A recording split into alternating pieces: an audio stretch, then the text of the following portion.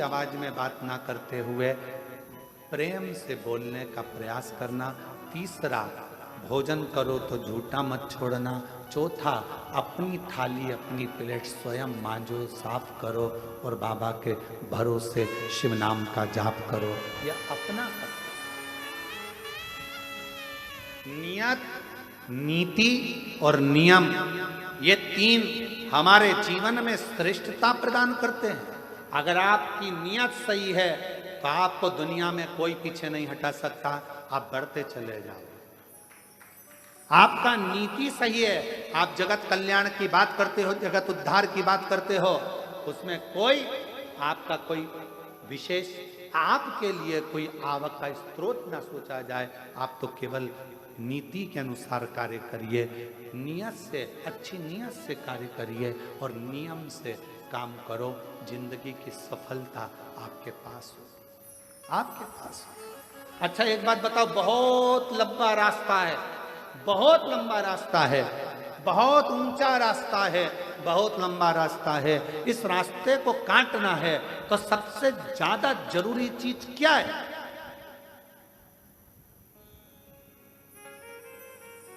सबसे ज्यादा जरूरी चीज क्या है? रास्ते को काटना है। रास्ता लंबा है, मंजिल दूर है, ऊंचाइयां बहुत है, तो इस रास्ते को काटने के लिए सबसे जरूरी चीज क्या है?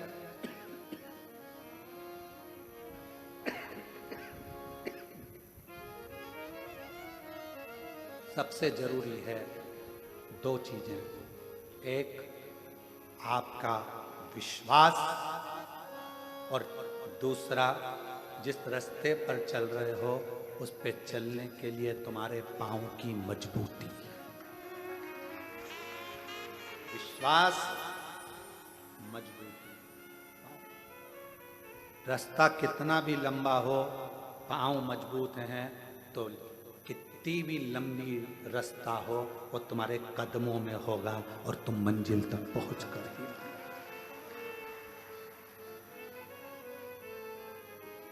कितना भी लंबा रास्ता,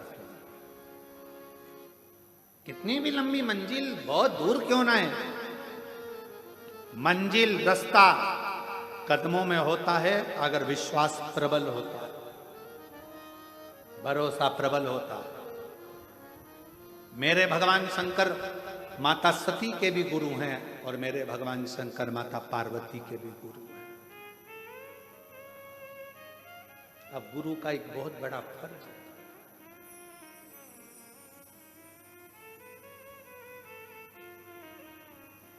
जितने चेलों को गुरु मंत्र मिलता है, जितने चेलों को गुरु गुरु मंत्र देता है, अगर वो चेला कोई गलत काम करता है तो सबसे ज्यादा चेले को कम गुरु को भोगना पड़ता है। किसको भोगना पड़ता है? गुरु, क्योंकि उसने मंत्र दिया है, उसने जन्म दिया है दूसरा। इसलिए गुरु दीक्षा देने वाला गुरु अपने शिष्य को पहले परखता है। क्यों साहब, कितने साल कथा सुनी, कहां कहां सुनी, किस किस पंडाल में सुनी, सेवा करी, कथा सुनने के लिए गए थे? हाँ, हम बैठे थे पंडाल में, कथा सुनी। मैं 4 साल से टीवी पर सुन रही हूँ। गुरु देख लेता है, ये जो शंकर की भजन, ये मेरे से गुरु मंत्र लेने नहीं, शिव का मंत्र लेने के लिए आई है, शिव का मंत्र लेने के लिए आया है। अगर इसने कथा में दिल लगा लिया, इसने पूरा भरोसा यदि शंकर पर कर लिया, तो इसने अगर गुरु मंत्र ले लिया तो एक दिन ये शंकर के चरणों में जरूर पहुंचेगा। सती ने भी शिव को गुरु माना है और पार्वती जी ने भी शिव को गुरु माना। अब इनके विकार, इनके भीतर जो विकार उत्पन्न हो जाए, मालूम पड़े इनके भीतर थोड़ा क्रोध आ जाए, इनके भीतर थोड़ी अहंता आ जाए, इनके भीतर थोड़ी अभिमत्ता, कितना माता सती के मन में आ गया था ना, मैं दक्ष प्रजापति की बेटी सती,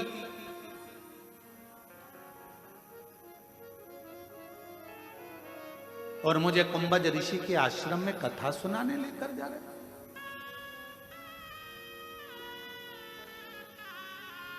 विवाह के बाद तो लोगों को कहां जाना चाहिए और लोग कहां जा रहे हैं? आप कहां लेकर जा रहे हो मेरे को? कितना सुंदर कहा है।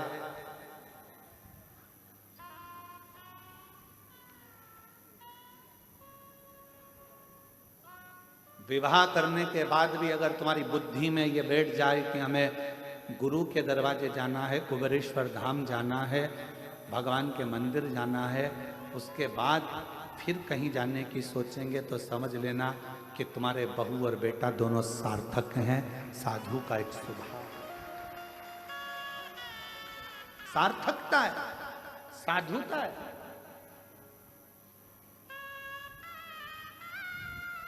जैसे कहाँ जा रहे हैं? कहाँ? हम उज्जैन जा रहे हैं। कहाँ जा रहे हैं? हम ओमकारेश्वर जा रहे हैं। अच्छा, मतलब मध्य प्रदेश आने वाले हो? हाँ। और तुम्हारे मन में आ गया, अरे भैया मैंने सुना है मध्य प्रदेश में सीहोर जिला है, सीहोर जिले में, सीहोर के पास में 11 किलोमीटर दूर पर, रेलवे स्टेशन से 11 किलोमीटर दूरी पर कुबेरेश्वर बाबा का धाम है, जहाँ का कंकर शंकर के रूप में पूजाता है।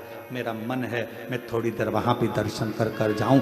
ये तुम्हारे भीतर की एक आनंद था,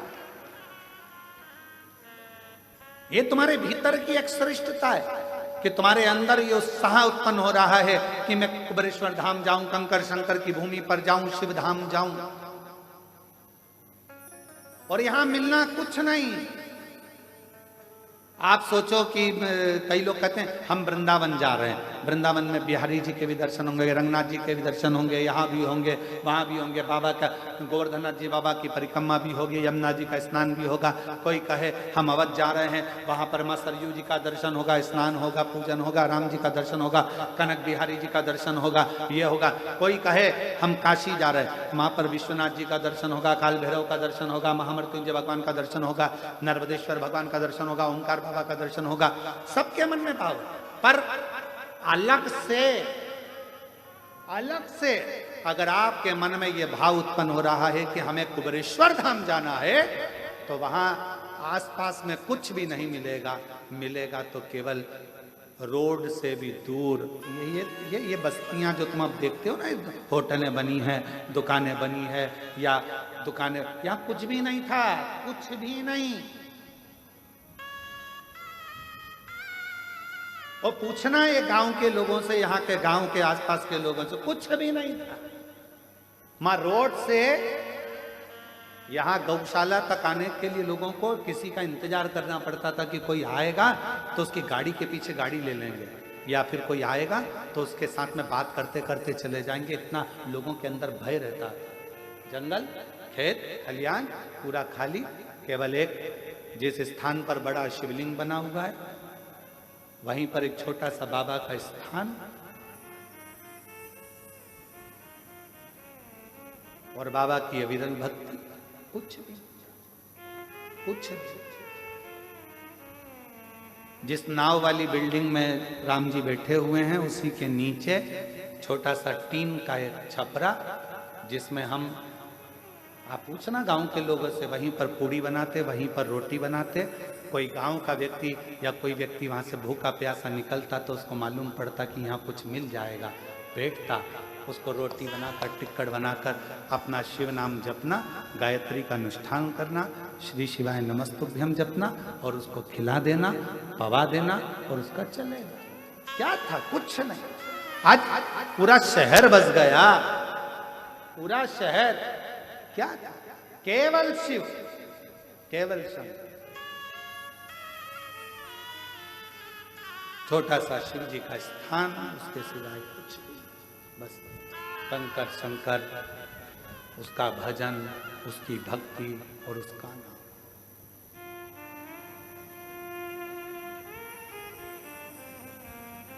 कई लोग कहते हैं गुरुजी आपने वृंदावन नहीं चुना, कल हमारे चतुर्वेदी कह रहे थे कि वृंदावन नहीं चुना, अयोध्या नहीं चुना, उज्जैन नहीं चुना, आपको यही जगह चुनी जहां पर बिल्कुल एकांत अलग साइड में। हमने कहा हम नहीं चुनते, उसने हमको सीहोर के लिए चुना, तो जगह भी तो वही चुनेगा। चुनने वाला वो है, सब बनाने वाला वो है, करने वाला वो है। आप और हम तो केवल एक निमित्त मात्र हैं, केवल निमित्त। शरीर मिलाए, अच्छा कर्म करिए, शरीर चला जाएगा। लोग याद करें ना करें, पर इतना तो करेंगे कि कुबेरेश्वर धाम में आकर एक लोटा जल चढ़ाकर भगवान की अविरल भक्ति को धारण करें। उससे ज्यादा पूछ सकते। और हम तो बाबा के भरोसे चलते हैं, हम तो बाबा के भरोसे चलते हैं। ये दुनिया वाले जलते हैं, ये दुनिया वाले जलते हैं, डमरू वाले के भरोसे चलते हैं, काशी वाले के भरोसे चलते हैं, सीहोर वाले के भरोसे चलते हैं। इस भूमि पर आने के बाद अगर आपने दिल से एक स्थान पर बैठकर 108 बार श्री शिवाय नमस्तुभ्यम मंत्र का जाप किया, बाबा से प्रार्थना करी, 5 कंकर बीन कर पूजन करी, 1 कंकर साथ ले गए, बाबा से विनय कर कर रुद्राक्ष मांगा, ले गए। जो कामना कर कर आए हो, मेरा विश्वास कहता है 3 महीने में बाबा वापस बुला लेगा।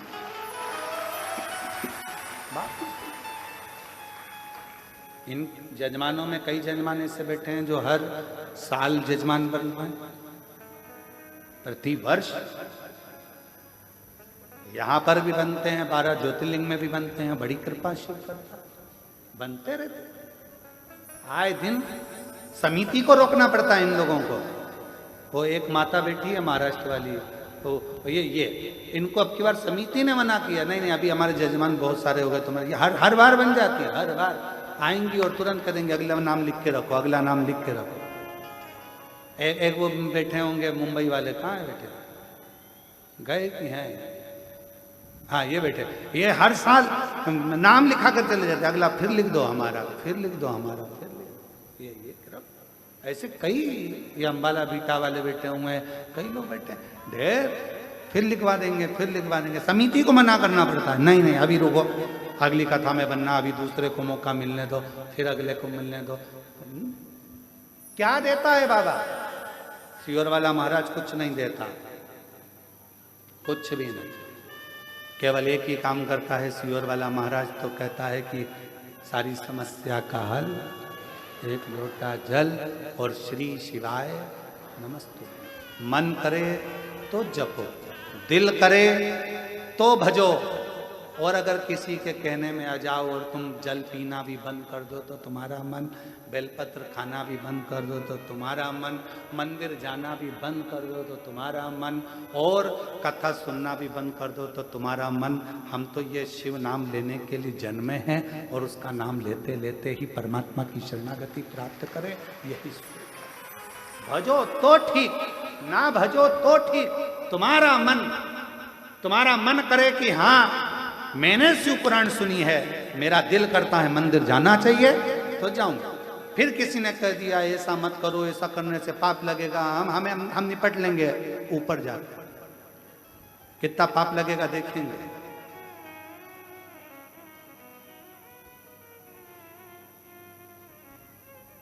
शायद भारत की भूमि पर जितना विरोध किसी पुराण का नहीं हुआ होगा, उतना विरोध शिव महापुराण का हुआ है।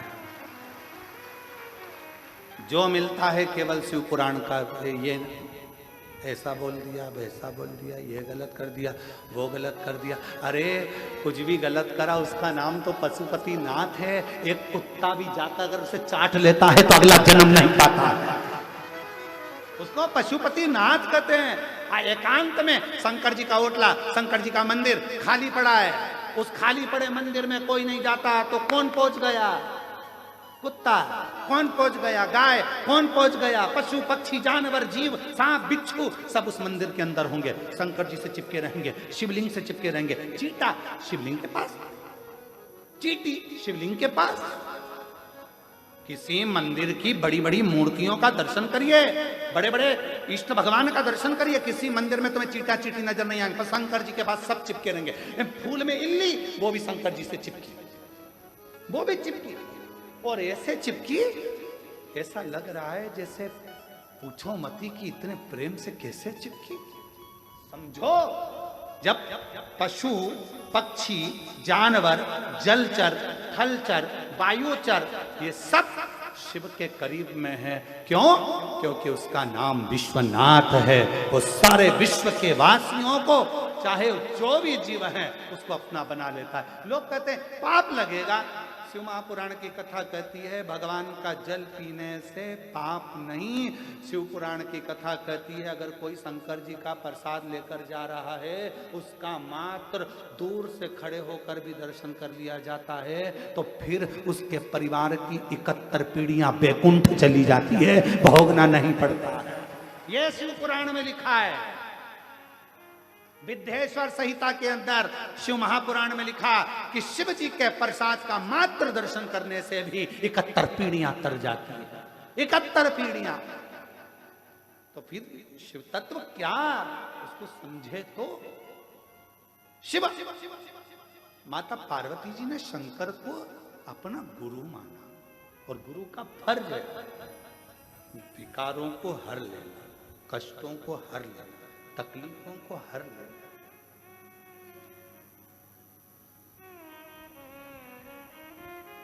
एक कथा आती है,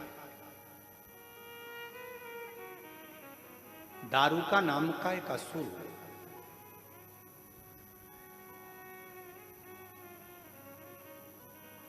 आज कथा में भजन नहीं हुआ, भजन थोड़ी देर से लेते हैं। अब कथा चालू हुई है तो थोड़ा विचार। एक दारुका नाम का असुर, ठीक है, नींद तो नहीं आ रही है ना? हाँ ठीक है, दोनों हाथ उठाकर एक बार हर हर। ठीक है। एक दारुका नाम का असुर, उसने ब्रह्मा जी का तप करा, और ब्रह्मा जी से तप कर कर उसने मांगा कि मेरे प्राण नहीं छूटा। अच्छा, जितने भी असुर थे ना, ये सोचते थे कि मैं मरूंगा, पर मरना तो पड़ता था।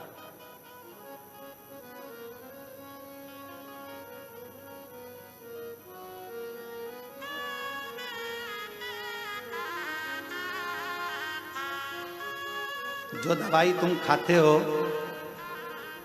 जो टेबलेट तुम खाते हो, बीपी की हो, चाहे शुगर की हो, चाहे थायराइड की हो, चाहे आँख की हो, कमर की हो, घुटना की हो, वो दवाई भी एक दिन एक्सपायर हो जाती है। बोलो सही है कि गलत है?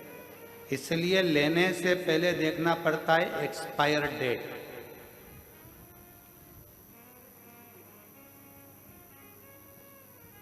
हमारे कुबरेश्वर धाम में कई लोग आते हैं कि साहब हमको बिस्कुट बंटवाना है, कोई कहता है साहब हमको पानी बंटवाना है, कोई कहता है साहब हमको ये चीज़ बंटवाना है। हम कहते हैं बंटवाने से पहले तुम जो बिस्कुट भेजोगे उसकी तारीख का फोटो खींचकर भेजो, उसकी एक्सपायर तारीख कब की है, तो हम धाम पे से बंटने देंगे। मालूम पड़े एक्सपायर हो गई, किसी काम की नहीं रही, और तुमने कहा कहाँ दिया हो, तो के धाम पे दिया हो, मैं इतने लोग आते हैं, बढ़ जाएगा। सीहोर कुबरेश्वर धाम पर तो किसी के घर में अगर शादी में बूंदी लड्डू भी ज्यादा बन जाते हैं, और अगर वो देना भी चाहें तो सीहोर कुबरेश्वर धाम पर नहीं लिए जाते हैं। क्यों? यहाँ बाबा का धाम है। जो बाबा को भोग लगेगा, जो बाबा की प्रसादी बनेगी, भले रूखी बने, सूखी बने, खिचड़ी बने, जो मेरा कुबेर भंडारी खाएगा पाएगा, वही उसका शिव भक्त पाएगा। उसके सिवा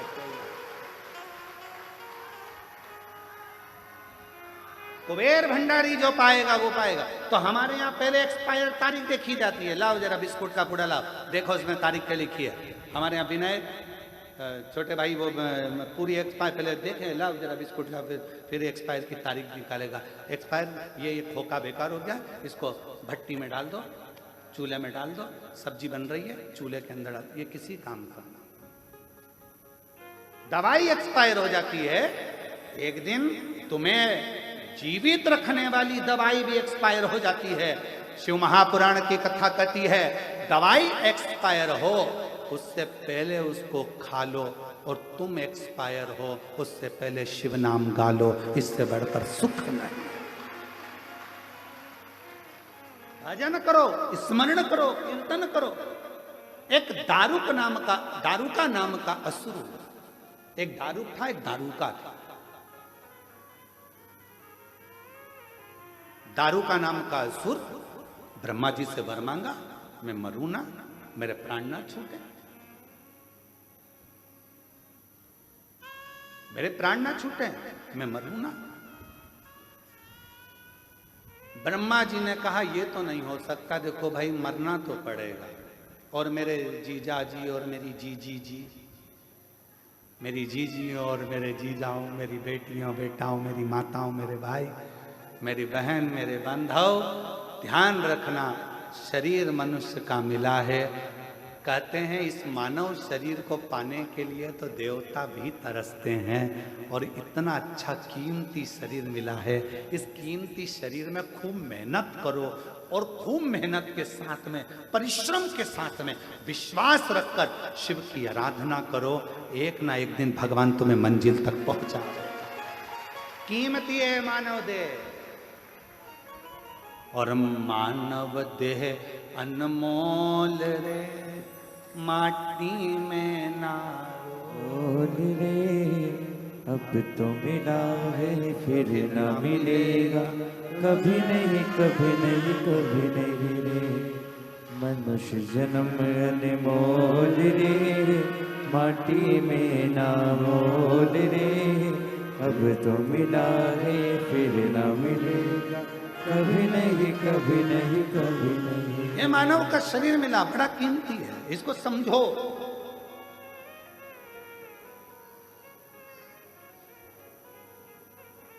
मैंने मानव शरीर तुझे हीरा दिया, तू यूं ही गंवाए तो मैं क्या करूं।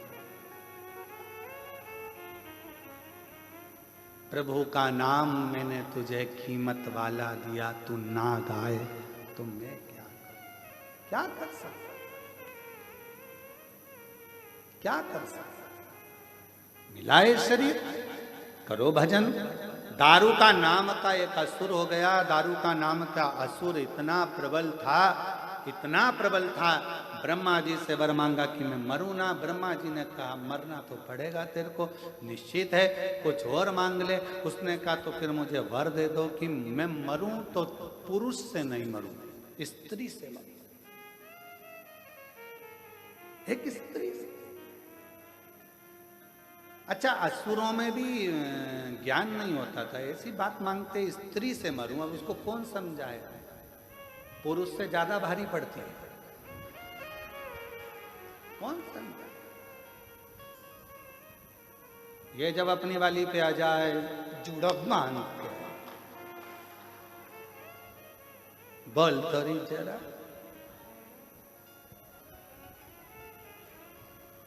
फिर बोल। अब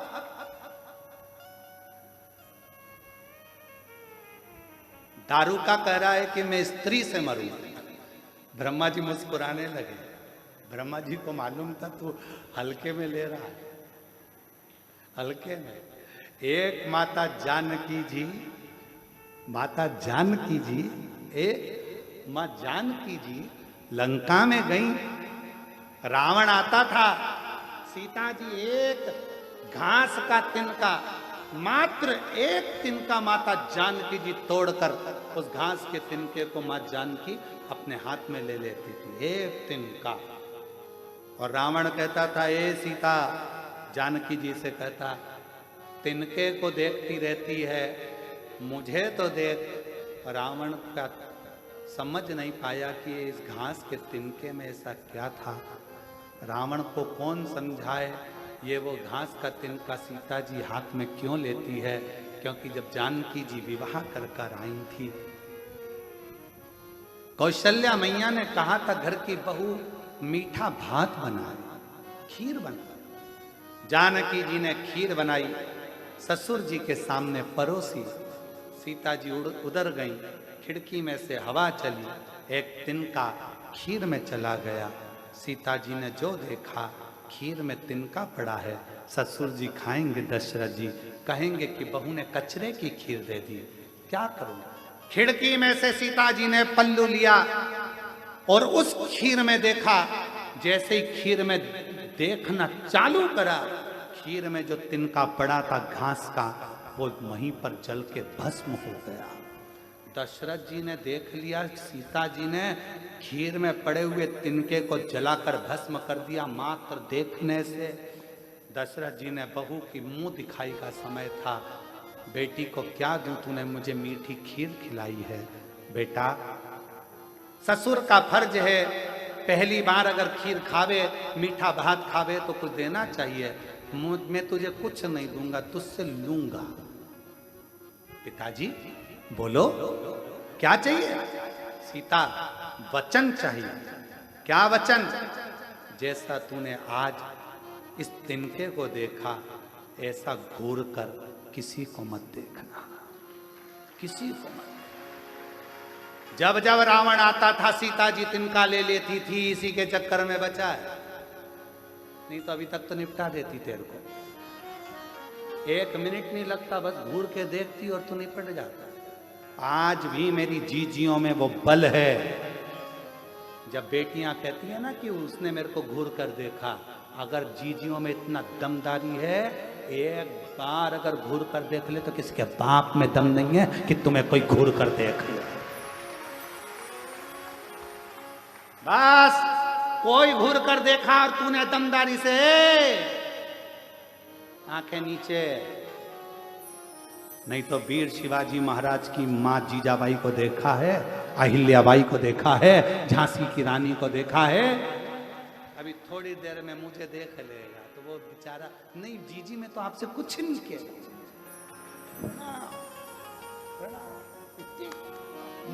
नेत्र में इतना बल है। देखो कथा, दारू का कह रहा है कि मुझे वर दो, मैं स्त्री से मरूं, स्त्री से, नारी से। ओहो, ब्रह्मा जी मुस्कुराने लगे, तू हल्के में ले रहा, मैं स्त्री के हाथ से। ठीक है, तथास्तु, दे दिया वर, तथास्तु। समय आया, बहुत उत्पात मचाया दारूका ने। इतना उत्पात मचाया कि देवता घबरा कर शिव जी के पास आ गए और भगवान शंकर तो समाधि में लीन थे। पुकारना, कर्पूर गौरम करुणावतारम संसार सारम भुजगेन्द्रहारम। ओम नमः शिवाय, ओम नमः नमः शिवाय, ओम नमः शिवाय।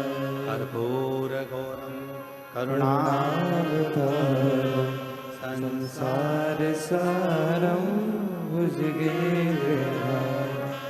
नमः शिवाय, ओम नमः शिवाय, नमः शिवाय, ओम नमः शिवाय।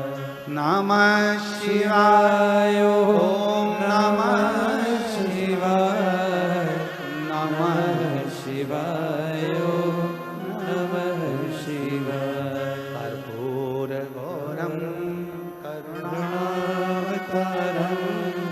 संसार सारम भुजगेन्द्रहारम।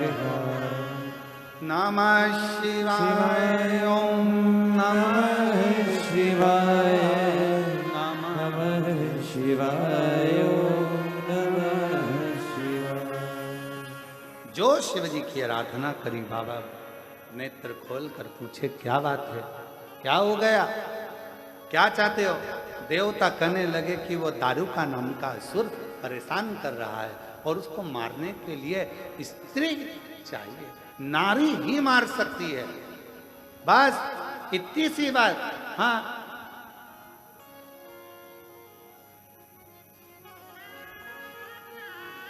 तो कौन मारेगा? लक्ष्मी जी से बोल दो। ना ना ना। ब्रह्माणी? ना ना ना। फिर कौन मारेगा? पार्वती। तो कहा पार्वती जी तो कभी इतनी बात भी नहीं करती, एकदम मौन रहती है, चुप रहती है, शांत रहती है। और फिर निवेदन है, जो ज़्यादा शांत रहता है, मौन रहता है, चुप रहता है, उसको हल्के में नहीं लेना चाहिए। वो है शांत, है मौन, चुप, पर फिर कभी कभी कभी कभी तेरे भक्त जनों पर माता भीड़ पड़ी है भारी, और दानव दल पर टूट पड़ो पड़ो मार करके सिंह सवार, सो सो सिंहों सिंहों से से तू बलशाली, अष्ट अष्ट भुजाओं वाली, दुखियों के दुख डेली वार। फिर अपने वाले पे शांत है। अरे ये पार्वती तो बहुत मौन रहती हैं, चुप रहती हैं, शांत रहती हैं, ये क्रोध नहीं कर सकती, इनको नहीं आता। पार्वती मैया का नाम आया, शिव जी ने मना करा। शंकर भगवान जानते थे पार्वती जी का स्वभाव, क्योंकि ये महागौरी है, मां शीतला है, शांत का स्वरूप। पर बाबा से विनती करी तो बाबा ने कहा ठीक है, तुम चाहते हो दारूका मरे, तैयारी करो दारूका के मरने की, मरेगा, सब देखेंगे। शिव जी ने जो विष पिया था, कंठ में विष गया था, पार्वती जी ने नीचे नहीं उतरने दिया था, कंठ में बैठकर पार्वती जी ने विष को रोक लिया था। अंदर नहीं उतरने दूंगी, मेरा पति विष पिए, अंदर नहीं उतरने दूंगी। पार्वती जी ने विष को कंठ में बैठकर रोक लिया। अब शिव जी को लगता था हमेशा कि ये कब तक बैठी रहेगी, इसको निकालना तो पड़ेगा, एक बार प्रकट तो करना पड़ेगा। हर हर। और भगवान देवाधिदेव महादेव, मेरे विश्वनाथ भगवान ने, मेरे कुबेरेश्वर बाबा ने, मेरे महाकाल राजा ने पार्वती जी को निमंत्रण दिया, पार्वती कब तक कंठ में बैठी रहेगी, विष है, जहर है, तुझे भी तकलीफ होगी, बाहर निकल, प्रकट हो। निकलती नहीं, आती नहीं आई। तब माता पार्वती जी के लिए शिव जी ने कहा, तेरे भक्त जनों पर माता भीड़ पड़ी है भारी, दानव दल पर टूट पड़ो मार के सिंह सवारी। तब मां से कहा, तेरे भक्त दुखी हैं, तकलीफ में है, तेरी औलाद, तेरी संतान कष्ट में है। मां का हृदय पसीज गया, पसीज। मेरा बेटा दुखी है, मेरी बेटियां दुखी है। और जैसे ही सुना, पार्वती जी प्रकट। उस समय पर मां पार्वती पार्वती नहीं थी,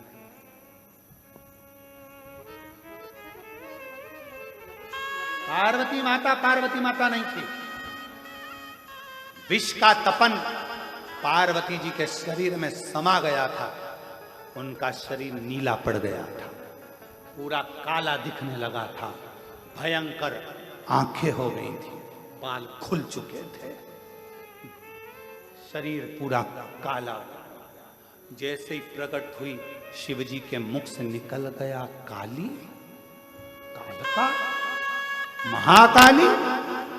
जो देखा, भयंकर रूप देखकर भगवान देवाधिदेव महादेव भी थकित रह गए, बैठे थे खड़े हो गए। कालका का रूप, काली का रूप। पार्वती जी ने कालका बनकर, काली बनकर पूछा, बोलो विश्वनाथ, किसका संहार करना है? काली चली। एक दारू का है, राक्षस, असुर है, परेशान, सबको कर मार दे। कालका गई। एक तो विष की तपन, ऊपर से शिव की शक्ति, तीसरा शिव जी ने कह दिया काली, हमेशा कहते थे गोरी, आज कह दिया काली।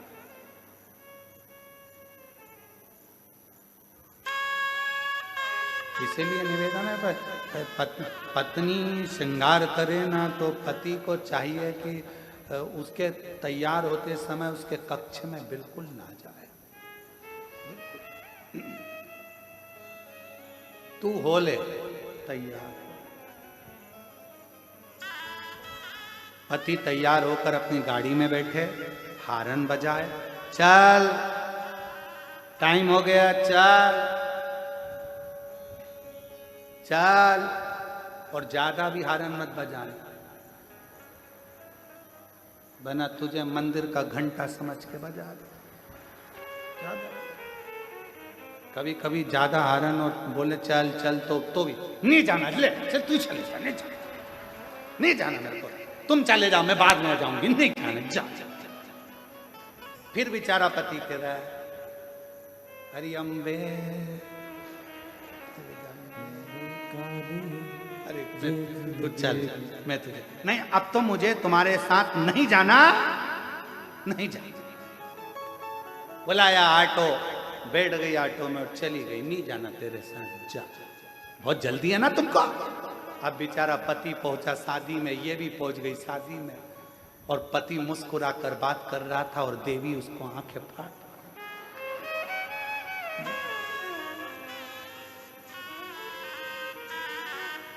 और अब आते समय पति ने पूछा भी नहीं कि चलेगी क्या, तो कहे तुम्हारे साथ चलूंगी।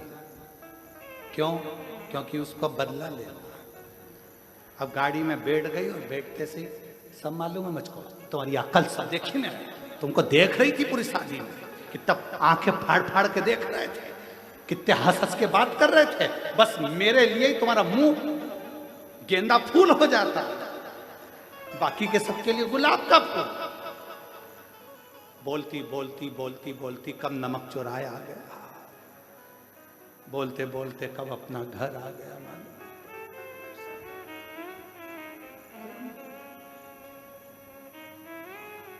एक तो असुर का संहार, विष के कारण प्रागट, दूसरा शिव ने कह दिया काली, टूट पड़ी भवानी और गई, दारुका का संहार कर कर आ गई। मार तो दिया असुर दारुका को, पर क्रोध शांत नहीं होता। देवता अपना अपना धाम छोड़कर भाग गए, सब अपना अपना धाम छोड़कर गए। कहां कौन संभालेगा? शिवजी ने देखा ब्रह्मा जी घबरा रहे हैं, भगवान विष्णु घबरा रहे हैं, माता का क्रोध तीव्र है, क्रोध कौन संभालेगा? शंकर भगवान ने सोचा अब क्या करूं।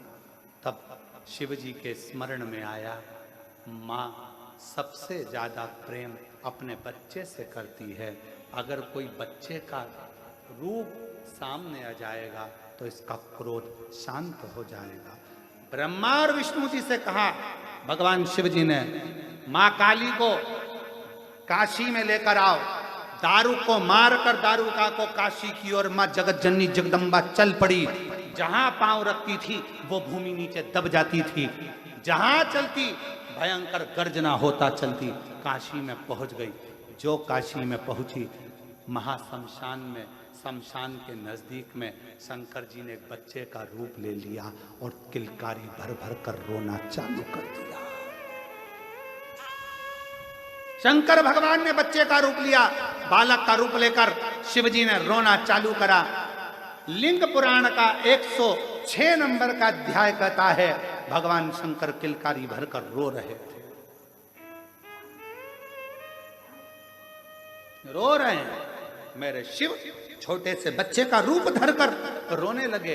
पार्वती मैया जैसे ही काशी में भ्रमण करती शमशान में पहुंची, पांव रखते से ही बच्चे का और दृष्टि गई, और जो मां काली ने बच्चे को देखा, चीख कर आवाज लगाई, किस नारी की संतान है यह बालक? रो रहा है, कोई आता नहीं है।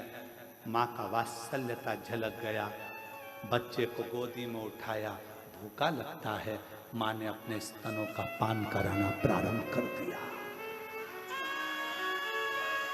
जैसे ही माता ने स्तनों का पान कराया, शिवजी ने माता के क्रोध को दूध के रूप में खींच लिया, और शंकर भगवान ने दूध के रूप में जैसे ही क्रोध को खींचा, वो क्रोध खींचते से ही शंकर भगवान के 52 खंड हो गए। वो रुद्र के, भगवान शंकर के जैसे ही क्रोध को खींचा, खींचते से ही उस क्रोध को, उस काल को खींचते से ही 12 खंड हो गए। ऐसे 12 खंड 12 भैरव 52 खंड हो गए, वो 52 भैरव के रूप में आज भी काशी में विराजमान है। शिव जी ने पार्वती माता के क्रोध को दूध के रूप में खींच लिया था क्षेत्र की रक्षा करने के लिए, इसलिए क्रोध शिव जी के रूप में प्रकट हो गया क्षेत्रपाल काल भैरव के रूप में। शिव शिव है। शंकर भगवान को माता पार्वती ने गुरु तत्व में लिया है, तो गुरु अपने शिष्य का क्रोध भी खींचता है, गुरु अपने शिष्य का दुख भी खींचता है। गुरु कहता नहीं है कि मैं तुम्हारे को क्या करूंगा क्या ना करूंगा, बस गुरु के सामने जाकर खड़े हो जाओ, हाथ जोड़ विनय कर लिया, प्रणाम कर लिया, गुरु की दृष्टि पड़ गई बहुत है। बोलना भी नहीं कि मेरे को तकलीफ है, बस देख लिया उसने। देखता ही जब है जब दुख को मिटाना होता, नहीं तो देखता ही नहीं है गुरु किसी को, देखेगा ही नहीं। कहीं कृपा की न हो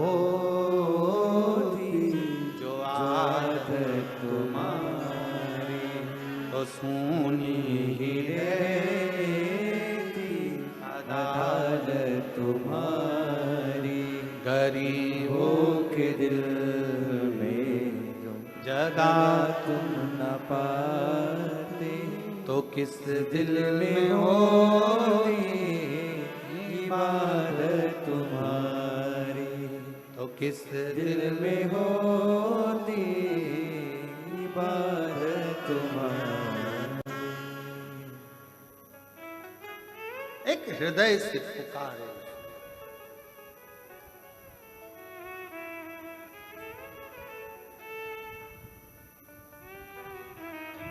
बस उसको याद करना। ओ डमरू वाले आजा, तेरी याद सताए, मेरा ये भरोसा कहीं टूट न जाए। ओ डमरू वाले आजा, तेरी याद सताए, मेरा ये भरोसा कहीं टूट न जाए। छुपा कहाँ हो भोले बाबा, ओ डमरू